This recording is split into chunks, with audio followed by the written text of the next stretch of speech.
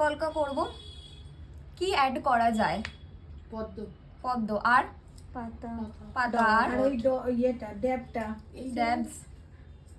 আচ্ছা ওটা অন্যরকম। হ্যাঁ আমি দেখাবো, তোমরা বলো কি কি অ্যাড করা যায়, তোমাদের আইডিয়া কি? ড্যাবটা বলছিলাম এই যে এটা। হ্যাঁ তোমরা তো মানে এতদিনে তো একটা আইডিয়া হয়েছে, তো কি কি অ্যাড করা যায়? পদ্ম, পাতা, ড্যাব, তাছাড়া তো ত আম আম। চলো আম হবে।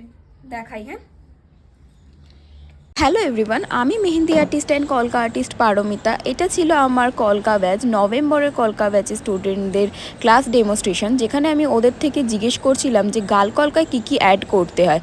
ওরা কিন্তু একদম নতুন, অনেকেই আমাকে কোয়েশ্চেন করো যে দিদি আমরা কলকার সম্বন্ধে কিছুই জানি না, ওরাও কিন্তু কিচ্ছু জানতো না। আমি আগের দিন যখন সাবেকি গাল কলকাটা দেখিয়েছিলাম, তার নিচেও যে ধানের শীষ মানে ড্যাবস গুলো ইউজ করেছিলাম, সেটাও কিন্তু বৃষ্টির মতো এক সাইডে ছিল।